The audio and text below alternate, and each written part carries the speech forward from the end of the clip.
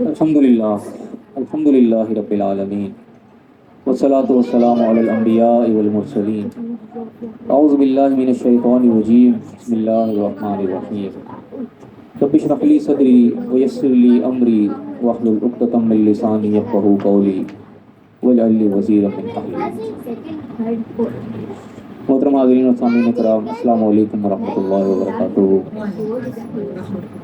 आज 17 जुलाई 2024 है और अल्लाह के फजल करम से अपना 15 रोज़ा दर्स अब एक दफ़ा फिर अल्लाह की तौफीक से मुनक़िद कर रहे हैं।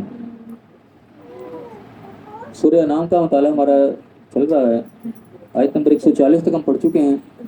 आज इंशाअल्लाह आयत नंबर 141 से हम अपने दर्स की इब्तिदा कर रहे हैं, इस दुआ के साथ कि अल्लाह ताला हमें अपनी किताब का, अपने पाक कलाम का सही फहम अता फरमाए, हमें उसको सही समझ के सही अमल करने की तौफीक अता फरमाए और उसका जैसे दूसरे तक पहुँचाने का हक़ है दूसरे तक पहुँचाने की भी तौफीक अता फरमाए।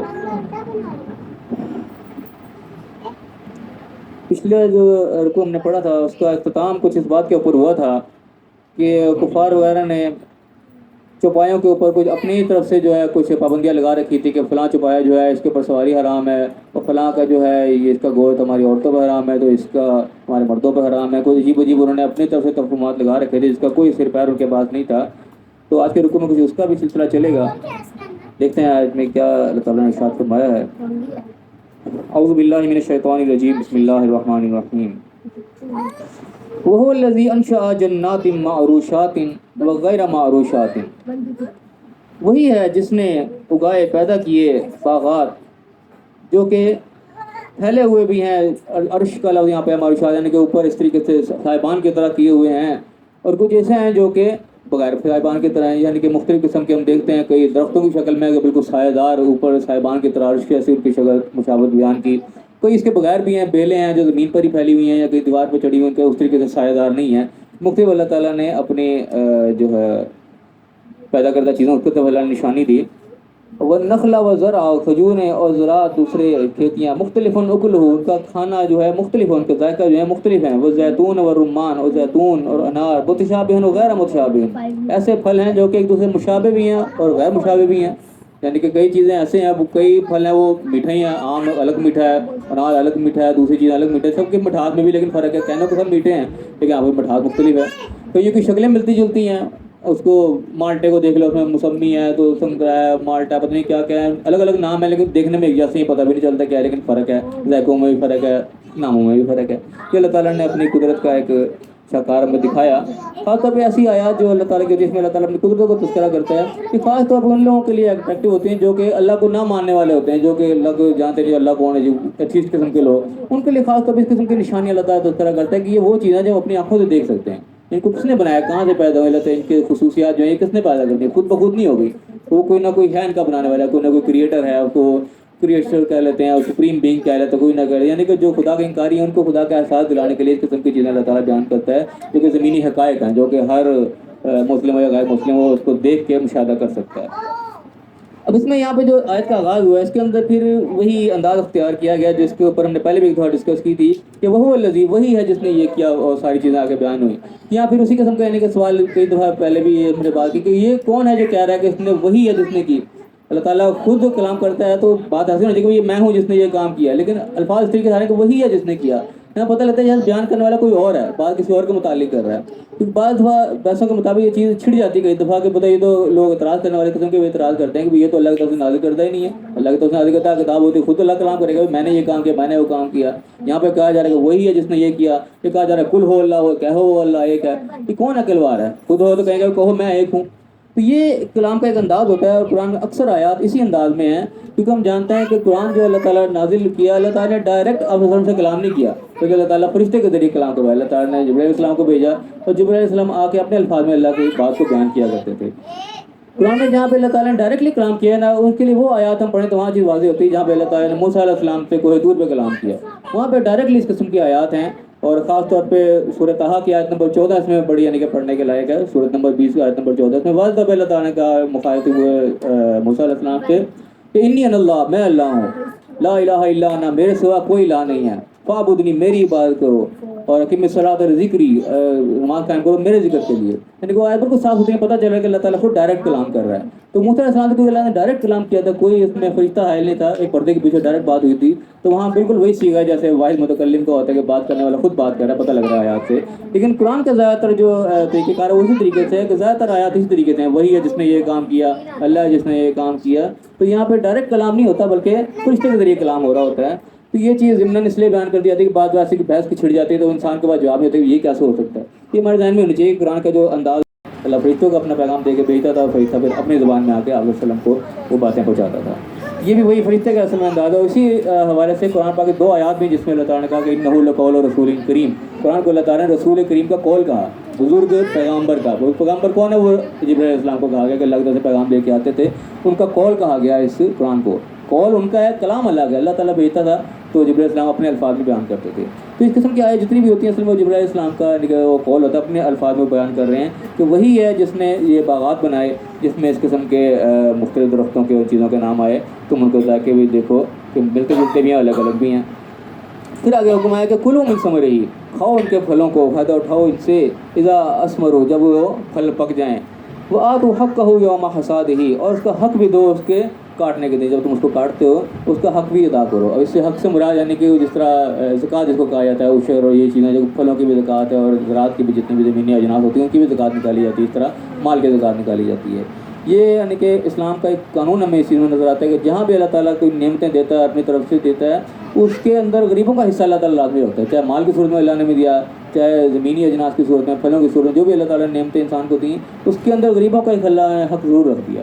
جس طریقے سے یعنی کہ اللہ تعالیٰ کی جتنی بھی پلاننگ اور پالیسیز ہوتی ہیں نا، یہ وہ غریبوں کے لیے اللہ تعالیٰ نے بنا رکھی ہے۔ اس طریقے سے ہم عام طور پہ سیاستدان بھی اس قسم کے دعوے کرتے ہیں ہمارے جتنے ہوں گے چیزیں پالیسیز وہ غریبوں کے لیے ہوں گی، سارا کچھ ہوں گی، لیکن یہاں صرف باتیں رہ جاتی ہیں، اصل حقیقت وہ نظر نہیں آتی۔ لیکن اللہ تعالیٰ نے جو قانون دیے ہیں، جو پالیسیاں دی ہیں، وہ بالکل واقعی اس طریقے سے ہے کہ غریبوں کا اس میں حق اللہ تعالیٰ نے ہر جگہ رکھا، اور اس چیز کو عملی طور پر نافذ کر دیا جائے کہ جتنی دولت اللہ تعالیٰ نے دی ہے دولت مندوں کو، وہ ایز اٹ از اسی تناسب سے اگر غریبوں میں تقسیم کریں تو دنیا میں غربت بالکل مٹ جائے۔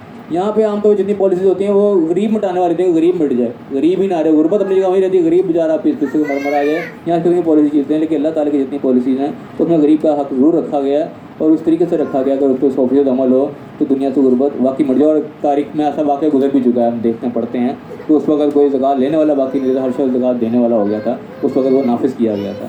تو یہ اللہ تعالیٰ نے یہاں پہ بھی یہ حق رکھا کہ جب وہ پھل کاٹنے کا وقت آئے تو اس وقت جو حق ہے اس کا وہ بھی تم نے ادا کرنا ہے۔ آگے ہوا کہ ولا تسرفوا انہ لا یحب المسرفین، اسراف مت کرو، فضول خرچی مت کرو، اللہ تعالیٰ فضول خرچی والوں کو پسند نہیں کرتا۔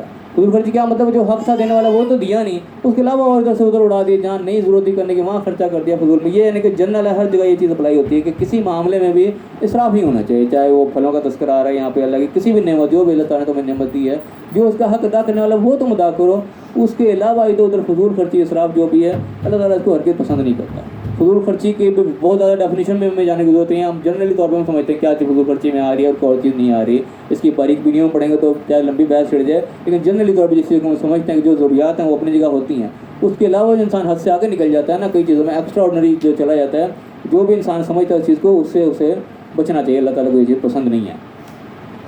اگر فرمایا کہ وَمِنَ الْأَنْعَامِ حَمُولَةٌ وَفَرْشًا، اور اللہ تعالیٰ نے چوپایوں کے اندر بھی 2 چیزیں رکھی ہیں کہ وہ حمولتاً حمل یعنی کہ بوجھ اٹھانے والے، بڑے جانور پہ بوجھ لادے جاتے ہیں، وہ فرشان اور نیچے فرش پہ رہنے والے زمینی یعنی کہ جن کو بوجھ نہیں لادے جاتے، چھوٹے جانور، بڑے چھوٹے دونوں طرح کے جانور لانے چوپائے جو ہے وہ بنائے۔ کلوا مما رزقکم اللہ، یہ مختلف چیزوں کا اللہ نے تذکرہ کیا، پھر کہا کہ کھاؤ ان کو، ان سے فائدہ اٹھاؤ۔ جو کلو سے مراد یعنی ہر چیز کو کھانا ہی نہیں ہوتا، کلو دونوں چیزوں سے استعمال ہوتا ہے، یعنی کہ مجازی طور پہ بھی استعمال ہوتی ہے، کسی چیز کو فائدہ اٹھانے کو بھی کلو سے تعبیر کیا جاتا ہے۔ جس طریقے ہم کہتے ہیں نا وہ فلانے کا مال کھا گیا، مال کے مطلب وہ چبا کے کھا گیا، اس کو ہڑپ والے اس سے فائدہ اٹھا کے اس کو مال کھانے کے مطابق کہا جاتا ہے۔ اس طرح اللہ تعالیٰ نے کہتے ہیں کہ بھائی جو بھی تم لوگوں کا مال ناحق طریقے سے نہ کھاؤ، تو کھانے سے مراد صرف منہ سے کھا جانا نہیں ہوتا، ہر طریقے سے فائدہ اٹھانا ہے۔ تو جو بھی اللہ تعالیٰ نے تمہیں دیے ہیں، رزق بھی دیا ہے، اس سے تم فائدہ اٹھاؤ، اس سے کھاؤ، اس کو استعمال کرو۔ ولا تتبعوا خطوات الشیطان، کہ شیطان کی پیروی نہیں کرنی، شیطان کے نقش قدم پہ نہیں چلنا، جو اسراف کا راستہ ہو گیا، فضول خرچی کا راستہ ہو گیا، یا کسی کا ناحق طریقے سے مال اڑا جانے کا راستہ، یہ سب شیطانی راستے ہیں، ان سے بچنا ہے ہم نے۔ جو اللہ تعالیٰ نے صحیح طریقے سے ہمیں جائز طریقے سے جو بھی انعامات دیے ہیں، جو بھی اللہ تعالیٰ نے رزق دیا ہمیں، اس کو ہم کھائیں اچھے طریقے سے، لیکن شیطان کی پیروی نہیں ہونی چاہیے۔ تو وہ ہر شخص کے اندر اللہ تعالیٰ نے اتنی عقل سمجھ ضرور ڈالی ہے کہ وہ جانتا ہے کون سا راستہ غلط ہے کون سا صحیح ہے. جتنا کہ آپ کے اوپر واضح ہے کم سے کم اس کے اوپر ہمیں پختگی سے عمل پیرا ضرور ہونا چاہیے. اپنے علم کو ہم ساتھ ساتھ بڑھائیں, ساتھ ساتھ نالج حاصل کریں, جتنا حاصل ہوتا جا رہا ہے اس پہ ہمارا عمل جو ہے وہ پختہ سے پختہ تر ہوتا چلا جانا چاہیے کہ ہم نے شیطان کی پیروی نہیں کرنی. جو راستہ میں پتہ چل رہا ہے کہ شیطانی راستہ ہے, غلط کا راستہ ہے, ہم نے اس سے بچنا ہے ہر صورت. یہ اللہ تعالیٰ کا بڑا واضح حکم ہے. ان لوگوں تم مبین, وہ بے شک تمہارا کھلا دشمن ہے. وہ جہاں بھی تم اس کے پیچھے لگو گے وہ تمہیں کہیں نہ کہیں کھڈے میں پھینکے گا, کہیں نہ کہیں فساد برپا کرائے گا, اس کا تمہارا نقصان ہی ہوگا. یہ کنفرم بات ہے, تمہارے لیے فائدہ مند کبھی بھی ثابت نہیں ہوگا تم اس کے راستے پہ کہیں بھی چلو گے. اس کے بعد اگر میں یہ آیت آ رہی ہے اگلی کہ میرے نزدیک اسی آیت کے حوالے سے اس سورت کا نام بھی سورہ انعام ہے, چھپائے جو ہیں یہ خاص طور پہ آیت آ رہی ہے. یہاں پہ 8 جو ہے نا نر اور مادہ یعنی کہ جوڑوں کا تذکرہ یہاں پہ آ رہا ہے, 8 قسم کے. ثمانیۃ ازواج, 8 یہ نر مادہ ہیں. میں نے ذان اثنین نے 2 جو ہیں اس میں بکری میں سے بھی 2 یعنی کہ نر اور مادہ. اب یہاں پہ اسی کا جواب دیا جا رہا ہے جو پچھلے درس میں ہم نے پڑھا کہ انہوں نے اپنے تو تفہمات لگا رکھے تھے کہ یہ حرام ہے اور یہ حلال ہے جس کی ان کے پاس کوئی دلیل نہیں تھی. اب یہاں پہ اس چیز کا ایڈریس کیا جا رہا ہے کہ 8 قسم کے جوڑے ہیں چھپائے ہیں, جن میں سے 2 بھیڑ میں سے اور 2 بکری میں سے نر مادہ. کل کیا دو ان سے ذرا پوچھو, آج ذکرین حرما کہ اللہ تعالیٰ نے کہ نروں کو حرام کیا, عامل انسین یعنی کہ ماداؤں کو حرام کیا, ام اشتملت علیہ ارحام الانسین یا ان ماداؤں کے پیٹ میں جو کچھ اللہ تعالیٰ نے کو حرام کیا. انہوں نے یعنی کہ ان چیزوں میں خود بخود اپنے طرف سے حرام حلال کرا, کسی کے نر کو حرام کر دیا, کسی کے مرد کو مونس کو مادہ کو حرام کر دیا, کسی کے پیٹ میں کوئی بچے اس کو کرا دیا کہ زندہ ہو گیا تو اس میں یہی شامل ہوں گے, کہ مردہ پیدا ہوگا تو اس میں یہی ہوں گے.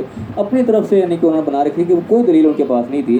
اس چیز کو اللہ تعالیٰ یہاں پہ کہہ رہا ہے کہ بتاؤ یہ جو اللہ تعالیٰ نے 8 قسم کے جوڑے تمہیں گنوانے لگا جس میں تم نے یہ کر رکھی ہیں, بتاؤ ان میں سے اللہ تعالیٰ نے کس چیز کو حرام کیا. نبئونی بعلم ان کو تم صادقی, مجھے کسی علم کے بیس پہ, کسی دلیل کے بیس پہ, کسی بنیاد کے مجھے بتاؤ یہ چیزیں کہاں ہیں جو تم نے بنا رکھی ہیں. اگر تم سچے ہو تو 2 کو دلیل پیش کرو. بے دلیل بات نہیں کہ بھائی یوں ہے تو سنی سنائی پہ چلے آ رہے ہیں, ایسے نہیں. بات جو ہوگی وہ علم کے بیس پہ ہوگی, دلیل کے بنیاد پہ ہوگی, بغیر دلیل کے نہیں ہوگی.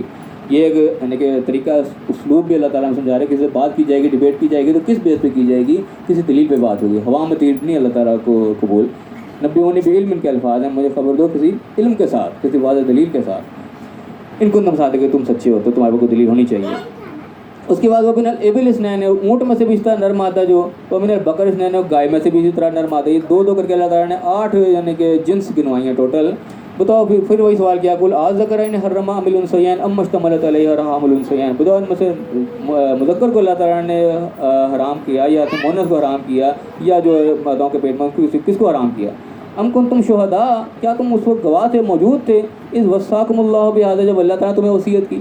یعنی اللہ تعالیٰ نے کہیں کوئی آرڈر دے دیا کہ فرشتوں کو دے دیا, کہیں کتابوں میں تو نازل نہیں ہو, کسی انہوں نے بتایا, اللہ نے کوئی ڈائریکٹ حکم دیا, تم وہاں موجود تھے, کہیں سن کے آئے اللہ کا حکم, کہاں سے نکالی تم نے یہ بات. یہ یعنی کہ ایک چیلنجنگ انداز ہے اللہ تعالیٰ کا کہ تم دلیل دو اپنی بات کی جو تم کر رہے ہو, کہاں سے لے کے آئے, کہاں سے سنی تم نے. تو بتاؤ تم کہاں وہاں موجود تھے جب اللہ تعالیٰ یہ وصیت کر رہا تھا.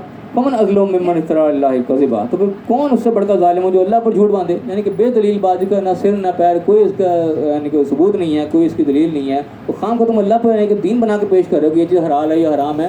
حلال حرام تو اللہ کی طرف سے ہوگا نا. تم نے اگر حلال حرام کہہ رہے کسی چیز کو, اس کا تم اللہ کی طرف منسوخ کرو گے, اللہ تعالیٰ نے یہ چیز حلال کی, اللہ تعالیٰ نے یہ چیز حرام کی. تو اللہ کہہ رہا ہے اس سے بڑھ کر ظالم کون جو اللہ پر جھوٹ باندھے, دلیل کوئی ہے نہیں, تم نے اٹھا کے بات حلال حرام تک پہنچا دی. اس سے بڑھ کر کوئی ضرور نہیں ہے. لیضل الناس بغیر علم, کیونکہ وہ لوگوں کو گمراہ کر رہا ہے بغیر علم کے. اس سے بڑھ کر ظالم کون ہے, اللہ کو جھوٹ باندھتا ہے, لوگوں کو گمراہ کر رہا ہے کہ بتائیے یہ حرام ہے یہ حلال ہے, بغیر علم کے. دلیل اس کے پاس ہے کوئی نہیں. آج کل بھی یعنی کہ بہت سے مسائل بھی اس قسم کے ہمارے یہاں گھوم پھر رہے ہوتے ہیں جن کی بیسکلی دلیل کوئی پیچھے نہیں ہوتی, صرف ایک سنی سنائی بات چل رہی ہے جو ہم نے اپنے بڑوں سے یوں سنا ہے, بس وہ چلتی چلی جا رہی ہے. لوگ اس کے اوپر اس کو دین سمجھ کے پیش کر رہے ہیں, دین سمجھ کے اس پہ عمل کرتے چلے جا رہے ہیں, جس کی بنیاد پیچھے کوئی نہیں ہے. بنیاد 2 چیزوں سے ملے گی, یا اللہ کے کلام سے ملے گی یا اللہ کے نبی کے فرمان سے ملے گی, سنت سے ملے گی. اس کے علاوہ تیسرا ذریعہ کوئی نہیں ہے. جب وہاں پہ چیز نہیں مل رہی, اس سے کوئی اس کا لنک نہیں بن رہا, تو پھر بغیر علم ہے بغیر دلیل ہے, وہ صرف گمراہی ہے پھر لوگوں کے لیے. ان اللہ لا یهدی القوم الظالمین, ایسے ظالموں کو تو اللہ تعالیٰ ہدایت نہیں دیتا جو اپنی طرف سے بات گھڑیں اس کو اللہ کی طرف منسوخ کر دیں, اس کو دین بنا کے پیش کرنا شروع کر دیں. یہ تو ظلم ہے سراسر. ایک تو ہے نا بندہ غفلت میں, اس کو پتہ نہیں ہے جو کر رہا ہے, ایک جان بوجھ کے اس کو دین بنا کے پیش کر رہا ہے, کوئی دلیل اس کے پاس ہے کوئی نہیں, اس کو پتہ دلیل میرے پاس کوئی نہیں ہے, لیکن نام اس پہ اللہ کا لے رہا ہے, نام یا پھر اللہ کے نبی کا لے رہا ہے, تو سراسر ظلم ہے. اور ایسے بھی ظالموں کو اللہ تعالیٰ ہدایت نہیں دے رہا, ظالم جو ہے وہ ہدایت سے پھر قاصر ہوتے ہیں. اب فی الحال یہاں پہ ہمارے ویسے رکو اینڈ ہو رہا ہے, اگر آپ کہتے ہیں تو اگلا رکو شروع کر لیتے ہیں, چلتے ہیں. اگر یہاں سے روکنا ہے تو کوئی سوال جواب کرنا تو رک لیتے ہیں. کیا ہے چلنا ہے آگے, چلنا ہے آگے نا, ٹھیک ہے آگے چلتے ہیں. اب اسی کا سلسلہ ہے, آگے چلنا ہے. آیت یہ 100 144 आगे 145 चल रही है। इसी का सिलसिला आगे चल रहा है। अगले रुकू में भी यही बात चली है कि यहाँ हराम हलाल की बात चल रही है। कुल फिर आगे अल्लाह ताला ने कहा कहो उनसे, पूछो ज़रा इनसे, कुल ला अजिदु फीमा ओहिया, मैं तो जो कोई मेरी तरफ वही नाजिल हो रही है, इसमें मैं कहीं नहीं पा रहा इन चीज़ों को, इलैया मुहर्रमन को हराम, अला ताइमिन किसी खाने वाले पर यतअमु जो उसको खाता है। मगर अब यहाँ पे एक डिटेल चलेगी कि अल्लाह ताला ने हराम किन चीज़ों को करार दिया। तुम जो अपने पास हराम हलाल बनाए फिर रहे हो, मुझे तो वही में कोई चीज़ नहीं नज़र आ रही जो अल्लाह ताला ने मेरी तरफ वही की है।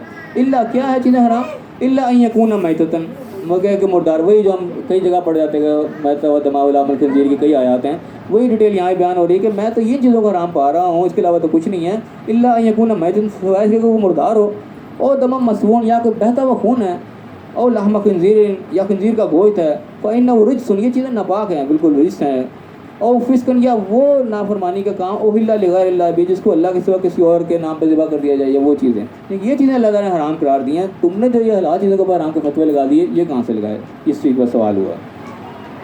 साहब जवाब दिया कि इनके अलावा कोई चीज़ मैं इनमें से हराम नहीं पा रहे हो, तुम मुझे बता रहे हो। इन हराम करदा चीज़ों में से भी एक एक्सेप्शन नफिल आ गई, फमन इस्तुर्रा गैर बागिन वला आदिन, हाँ कोई अगर बिल्कुल लाचार हो गया बगैर किसी बगावत के, उसके अंदर बगावत नहीं है, ना हद से बढ़ जाना उसके अंदर है, फ़इन्न रब्बका गफूर रहीम, फिर तो मेरा रब जो है बख्शने वाला भी मेहरबान भी है।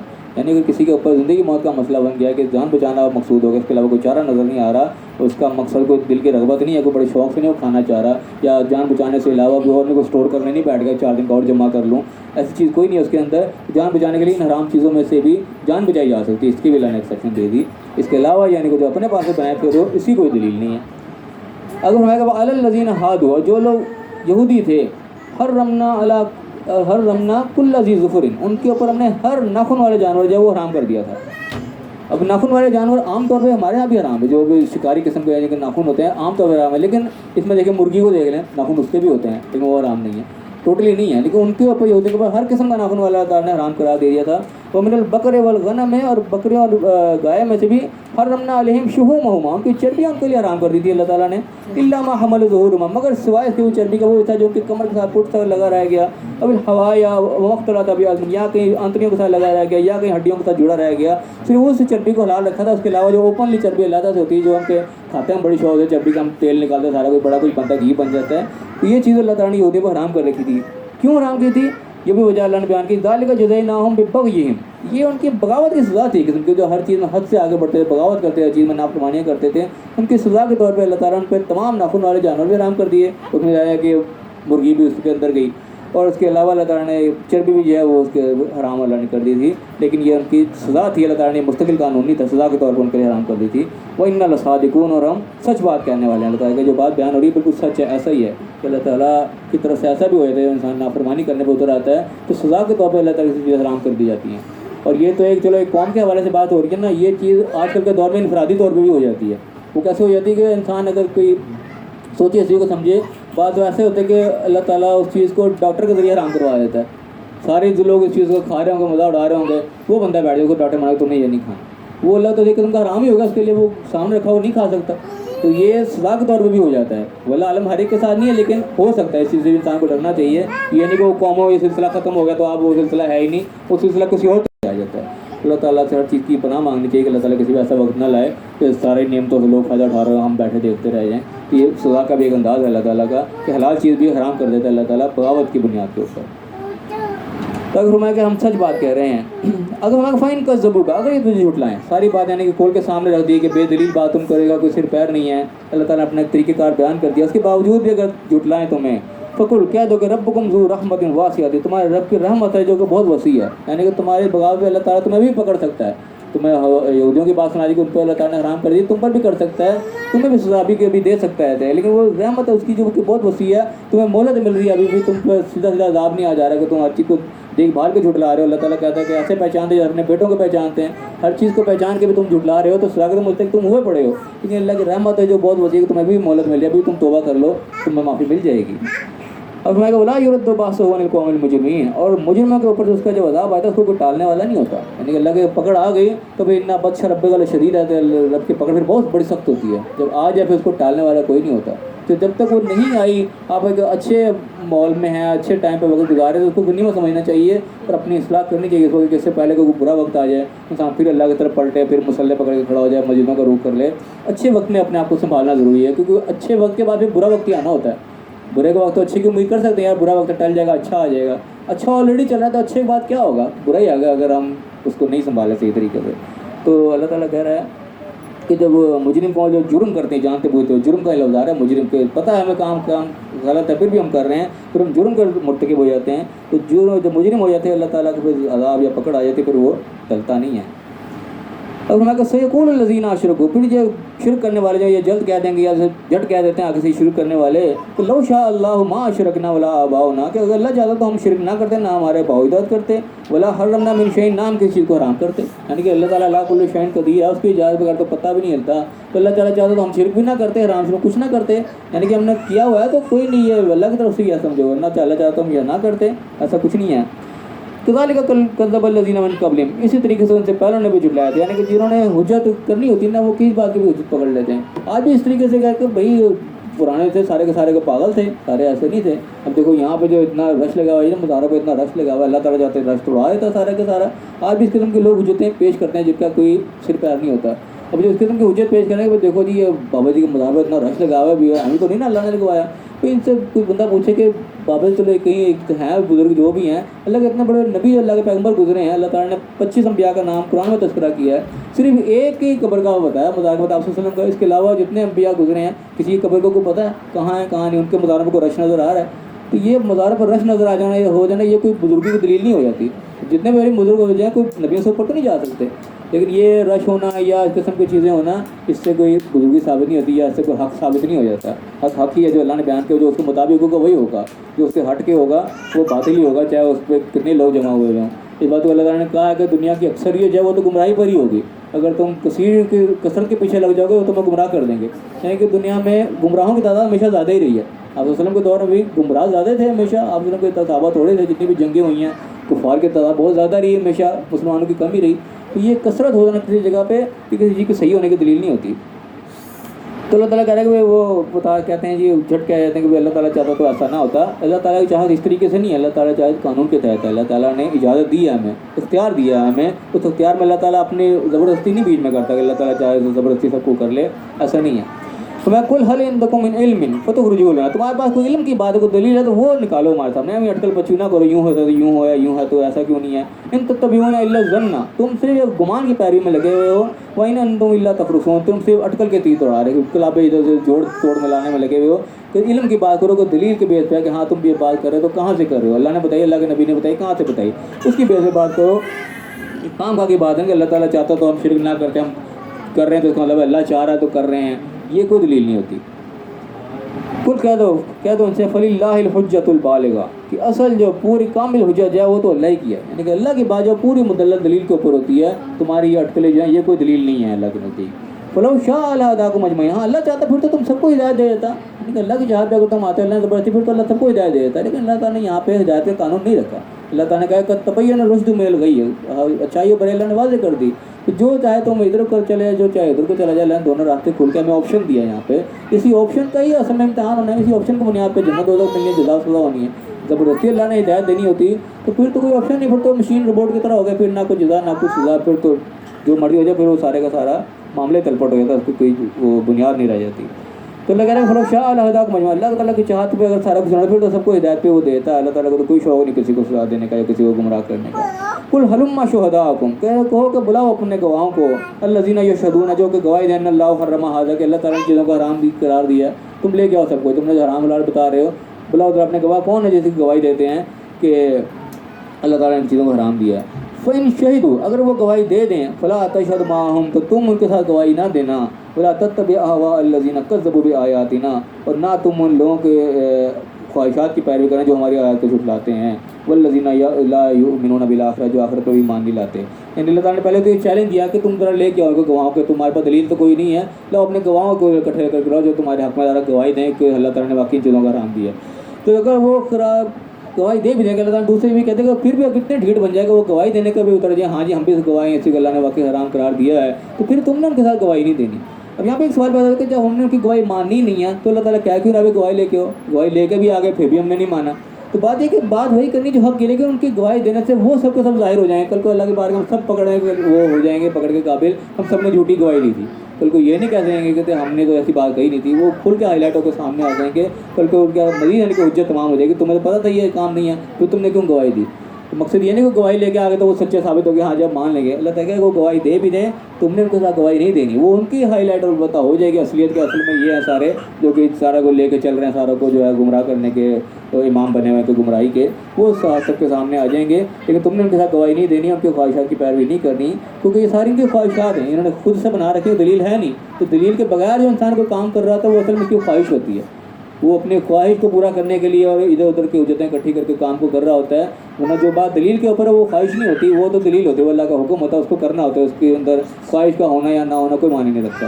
और जो दलील के बगैर काम हो रहा है वो सिर्फ ख्वाहिश है। तो अल्लाह ने कहा तुमने इनकी गवाही नहीं देनी, उनकी ख्वाहिशात की पैरवी तुमने नहीं करनी, जो कि अल्लाह के आयात को झुटला रहे हैं, अल्लाह के आयात को खल्तमल कर रहे हैं। अल्लाह ने एक चीज़ को हलाल करा दिया, तुम हराम के लिए चले जा रहे हो, कि अल्लाह ने हराम करेगा तुम हलाल कर रहे हो, कि आयात को झुटलाने का मुतरादिफ है।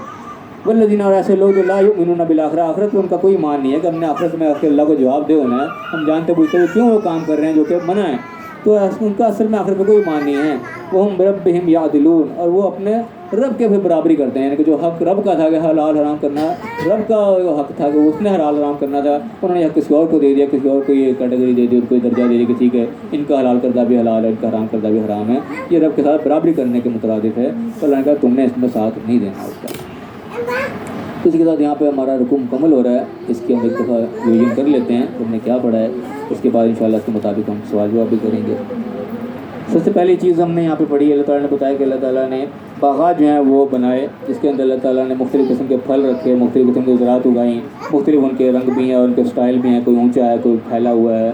और अल्लाह ने यहाँ जो गौर तलब बात हुई कि जब तुम उसको हासिल करो या अल्लाह की तरफ से नेमत तुम्हें मिले तो उसका हक भी तुमने निकालना है, क्योंकि ये अल्लाह की बहुत बड़ी नेमत होती है कि इंसान बीज बोता है, ऐसे उसकी कोई पता नहीं होता उसका क्या बनेगा क्या नहीं बनेगा। जब अल्लाह की नेमत से वो पूरे अपने एंड तक पहुंच गया तो अब तुम्हें फल लेने का वक्त आ गया, तो अल्लाह ने बहुत बड़ा तुम पर एहसान किया कि तुम्हारी मेहनत जो है वो आज रंग लाई। तो इसके शुक्राने के तौर पर अल्लाह के लिए कुछ ना कुछ निकाला जाना चाहिए। एक शुक्राना भी अल्लाह का अदा होगा और उन गरीबों की भी मदद हो जाएगी जो कि बेचारे फ्री के नहीं इसको खा सकते, उनको तुम वैसे दोगे अल्लाह की राह में। तो ये डबल गाने का काम होता है इसके अंदर। एक तो ये चीज़ हमें नजर आई। उसके बाद सीधा सीधा जो हुक्म आया कि इसराफ़ नहीं करना, ये हुक्म हर जगह अप्लाई होगा। इसराफ़ किसी मामले में नहीं करना, अल्लाह ताला इसराफ़ करने वालों को पसंद ही नहीं करता। उसके बाद अल्लाह ताला ने चौपाइयों का तज़किरा किया। चौपाइयों के अंदर यहाँ पे 8 नर मादा के जोड़े यहाँ पे तज़किरा हुए। इसी बुनियाद के ऊपर मैं समझता हूँ कि इस सूरह का नाम सूरह अनाम है, कि यहाँ पे चौपाइयों का जिस तरीके से तज़किरा हुआ है पूरे कुरान में इस तरीके से कहीं तज़किरा नहीं हुआ, इसी बुनियाद पर इसका नाम भी सूरह अनाम रखा गया। उसके अंदर अल्लाह ने तज़किरा फरमाया, फिर आगे सारा उनके उस चैलेंज की बात की जिसको हराम हलाल के ऊपर ठहरा रखा था उन्होंने। अल्लाह ने कहा अपने दलील लाओ, तुम बगैर दलील के कोई खुद उसका जवाब दिलवाया कि कहो जो चीज़ अल्लाह की तरफ वही किया उसमें ये चीज़ें कोई हराम मैं नहीं पा रहा जो तुम बयान कर रहे हो। अल्लाह ताला ने वही चीज़ें हैं, मुर्दार है या बहता हुआ खून है, खजूर का गोश्त है, या अल्लाह के सिवा किसी का ज़बिया पर नाम ले दिया गया, चाहे वो जानवर हलाल भी है, ठीक है, अल्लाह के सिवा किसी का नाम लेने की वजह से वो भी हराम तस्वुर किया जाएगा। इसमें भी अल्लाह ने एक्सेप्शन निकाली कि फिर भी जो ज़िंदगी मौत का मसला हो गया वहाँ ज़िंदगी बचाने के लिए इस्तेमाल किया जा सकता है। उसके बाद अल्लाह ताला ने यहाँ पे एक सज़ा बताई कि अल्लाह ताला ने यहूदी जो थे उनके ऊपर जो है हर नाखून वाले जानवरों को हराम कर दिया और हर किस्म की जो है वो चर्बी जो है वो अल्लाह ताला ने हराम कर दी, सिवाय कि जो लगी रहेगी जो अलग नहीं हो सकती उसको अल्लाह ने इजाज़त रखी, उसके अलावा अल्लाह ने हराम किया। उसकी वजह बताई उनकी बगावत। यहाँ से हमें एक सबक हासिल हुआ कि अल्लाह से तो बगावत इंसान करे तो अल्लाह ताला हलाल चीज़ों को भी हराम ठहरा देता है सज़ा के तौर के ऊपर। अगली बार फरमाया कि अगर सारी बात करने के बावजूद तुम्हें झुटला दें तो फिर जान रखो कि अल्लाह ताला की रहमत है तो बहुत वसी है कि तुम्हें मोहलत दे रहा है अल्लाह ताला, फौरी तौर पर तुम्हारी पकड़ नहीं कर रहा। और जब अल्लाह की पकड़ आएगी तो उससे कोई भाग नहीं सकता। इस चीज़ों को भी हम बड़ी तरीके से मुशाहिदा दुनिया में करते हैं। चंद साल पहले जो कोरोना किस्म को अल्लाह की तरफ से आ गया था, कुछ समझ नहीं आई थी, उससे कोई बंदा उसको कोई मुकाबला नहीं कर पा रहा था। बड़े बड़े साइंसदान हर चीज़ रह गए थे, लोग बेबस हो गए थे, इसका हम क्या करें। ये अल्लाह के छोटा सा नमूना पेश करता है। अल्लाह ताला बताता है कि जब पकड़ आती है तो वो टलती नहीं है, वो अल्लाह ही टालता है, तो पहले इंसान बेबस हो जाता है। उस बार उन्हें अल्लाह ताला ने इनका कॉल नकल किया कि फ़ौरन जो शिरक करने वाले कहेंगे भाई अल्लाह ताला चाहता तो हम शिरक करते ही ना, हम तो हर चीज़ सारे का सारा ब्लेम अल्लाह पर डाल देंगे, भाई शिरक भी हो रहा तो अल्लाह की मर्ज़ी से ही हो रहा है, ऐसा हरगिज़ नहीं है। अगर फरमाया कि जो लोग झुटलाते हैं फिर वो हमारे अज़ाब को जल्द से चख लेंगे। फिर تو اللہ نے پھر وہی بات ہو رہا ہے کہ تم جو بات کر رہے ہو اس کے اوپر دلیل لاؤ. یہ خام خواہ کی باتیں نہ کرو کہ اللہ تعالیٰ اتنا چاہتا ہم شرک بھی نہ کرتے, یہ کوئی دلیل نہیں ہے. تم صرف اسے اپنے گمان کی اور اٹکلوں کے پیچھے لگے ہوئے ہو. اللہ تعالیٰ نے جو حجت اپنی تمام کر دی ہے, اللہ تعالیٰ خود چاہے تو وہ تو سب کو ہدایت دے دے, لیکن اللہ تعالیٰ کا یہ قانون نہیں ہے ہدایت اور گمراہی کا. اللہ تعالیٰ نے سب کو اس کے یعنی کہ مطابق ہدایت فراہم کر دی ہے. اب باقی ہمارے اوپر چھوڑ دیا ہم ہدایت لیں یا گمراہی لیں, وہ ہماری مرضی. اللہ زبردستی کسی کو ہدایت نہیں دیتا. اس کے بعد کہا کہ اپنے گواہوں کو بھی لے آؤ جنہوں نے یہ حرام کا فتویٰ لگا رہے ہیں کہ بتاؤ کون کون گواہی دیتا ہے کہ واقعی چیزیں حرام ہے تم نے حرام قرار دے رکھی ہیں. اور اگر وہ گواہی دینے پہ بھی اترا ہے, اللہ نے کہا تم نے ان کے ساتھ گواہی نہیں دینی, البتہ ان کا جو اصلیت وہ ضرور نمایاں ہو جائے گی. تم نے جو ہے ان کے خواہشات کی پیروی نہیں کرنی. یہ وہ لوگ ہیں جو کہ آخرت پر ایمان نہیں رکھتے اور اللہ کا جو حق ہے وہ دوسروں کو دیتے ہیں, اللہ کی برابری اوروں کو یہ ٹھہرا دیتے ہیں. یہ ان کا جرم ہے, تم نے جرم میں شامل نہیں ہونا. یہ لب الباب ہے آج کے درس کا. اب اس کے مطابق کسی نے کوئی سوال کرنا ہے تو وہ ضرور کر سکتا ہے. اللہ تعالیٰ دعا ہے جو کچھ پڑھا ہے اللہ تعالیٰ نے صحیح سمجھنے کی, اس کے اوپر صحیح عمل کرنے کی توفیق عطا فرمائے. ہر ممکن طرح سے اللہ میں اپنی اصلاح کرنے کی توفیق عطا فرمائے اور دنیا اور آخرت دونوں کا کامیاب فرمائے. آمین. وآخر دعوانا الحمد للہ رب العالمین.